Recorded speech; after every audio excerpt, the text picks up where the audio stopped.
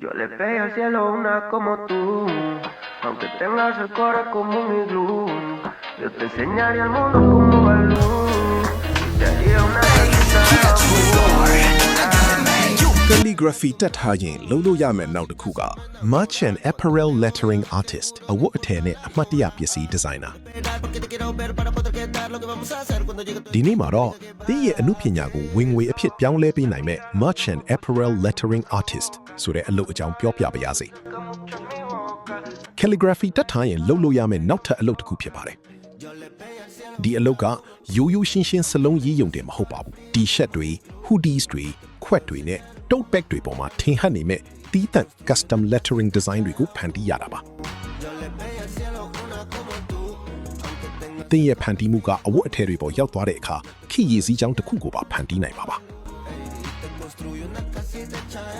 idea ကောင်းကောင်းနဲ့စလုံးအလှကိုပေါင်းဆက်ပြီးကိုယ်ပိုင် merch brand ထောင်မလားဒါမှမဟုတ်နာမည်ကြီး brand တွေနဲ့ collaboration လုပ်မလားရွေးချယ်စရာလမ်းကြောင်းတွေကအများကြီးပါပဲ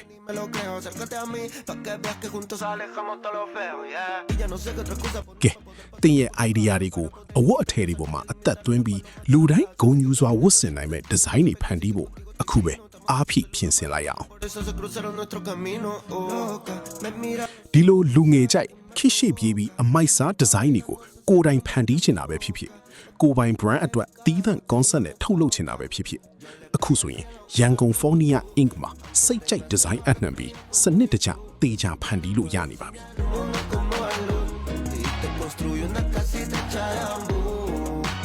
စလုံးအလှ lettering art ရဲ့အသက်ဝင်မှုထူးခြားစမ်းသစ်တဲ့အမှုပညာလက်ရာတွေနဲ့တင်ရဲ့ idea တွေကိုအကောင်းဆုံးပုံဖော်ပေးမဲ့ရန်ကုန် Fornia Ink ရှိနေလို့ design ဘိုင်းအတွက်စိတ်ပူနေစရာမလိုတော့ဘူးပေါ့တင် brand ရဲ့အဝတ်အထည်တွေအမှတ်တရပစ္စည်းတွေကိုလူတိုင်းငေးကြည့်ရလောက်အောင်မိုက်ပစ်လိုက်ဖို့ရန်ကုန် Fornia Ink မှာအခုပဲ design အပ်ပြီးလက်တွဲဖန်တီးလိုက်ရအောင်